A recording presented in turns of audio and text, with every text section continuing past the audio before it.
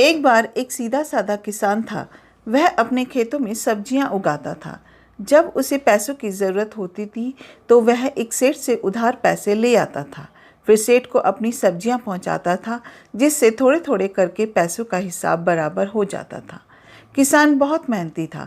वह अपने बच्चों के साथ खेतों में काम करता रहता था।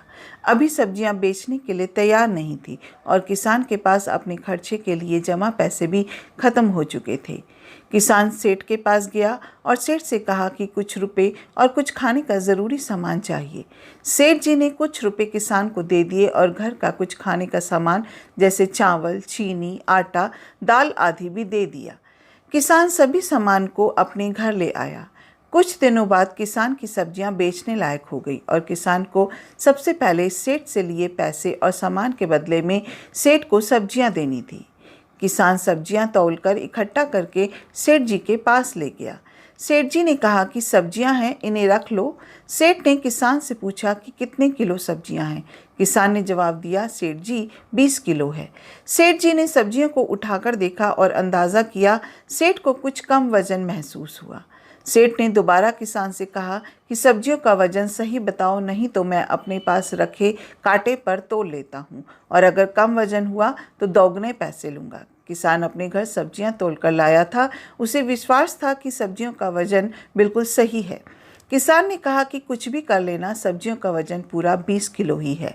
सेठ ने झट से अपना कांटा निकाला और सब्जियों को तोलने लगा। जब सारी सब्जियों को तोल लिया तो सब्जियों का वजन कुछ 16 किलो ही निकला। अब सेठ ने किसान से कहा कि तुम मुझे इस बार इसी तरह ठग रहे थे। मैं तुमसे अपने दोगुने पैसे तो लूँगा ही, साथ ही तुम्हें जेल में भी बंद करवाऊँगा। बेचारा किसान कुछ नहीं बोला और सहमा सा अपने घर आ गया।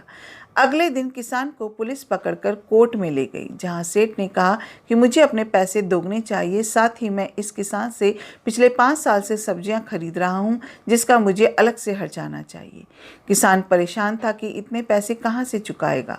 कोर्ट के जज ने किसान से पूछा कि तुमने ऐसा क्यों किया, तो किसान ने जवाब दिया कि जज साहब, मेरे पास कोई वजन तोलने के बाट नहीं है। मैं सेठ जी की दुकान से 5-5 किलो सामान लेकर गया था, बस मैंने तो सेठ जी के दिए सामान से अपनी सब्जियां तोलकर लाया था।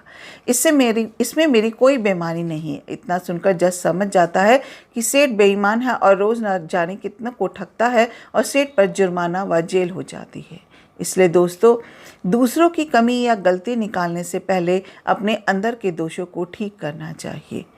बुरा जो देखन मैं चली, बुरा न मिलिया कोई, जो मन देखा आपनु, मुझसा बुरा न कोई।